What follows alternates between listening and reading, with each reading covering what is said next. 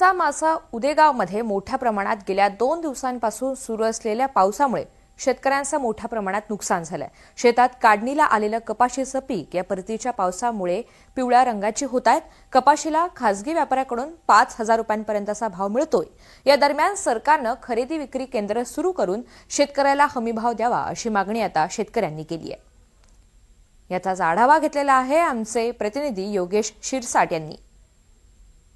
अकोला तालुक्यातील शिसा मासा उदेगाव या शेतशिवारात आपण आज आलो आहोत आणि या शेतशिवारात आपण आहोत आणि या कापसाची शेती आहे। या ठिकाणी आपण बघू शकता कापूस 2 दिवसापासून सुरू असलेल्या पावसामुळे हा भिजत आहे, ज्यामुळे हा पिवळसर पडत आहे, ज्यामुळे शेतकऱ्याचं अतोनात नुकसान होत आहे। आपल्यासोबत स्वतः शेतकरी आहेत। काका, नाव काय तुमचं आणि नेमकं काय मागणी आहे? माझं नाव संजय महादेव फाले, मी शिसा उदेगाव येथील शेतकरी आहो।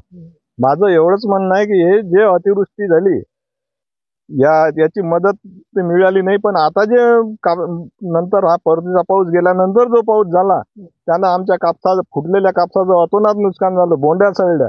हा कापूस एकदम कमी प्रतीचा आहे म्हणून ते खाजगी व्यापारी कमी प्रतीचा म्हणून आम्हाला भाव कमी देतात। तर आमचं एवढंच म्हणणं आहे की सरकारनं ताबडतोब आपले सीसीआयचे केंद्र चालू करून आमच्या कापसाला योग्य भाव द्यावा, हेच आमची सरकारकडे एक अपेक्षा आहे। दरम्यान सरकारने जे शासकीय खरेदी केंद्र आहे ते सुरू करावं आणि आम्हाला हमी भाव द्यावा असं मागणी सुद्धा शेतकऱ्यांकडून होत आहे। नेमकी आता शासन यावर कुठली कारवाई करते हे सुद्धा पाहणे महत्त्वाचे ठरणार आहे। कॅमेरा पर्सन चारू सोटेसह योगेश शिरसाट, NDTV मराठी, अकोला।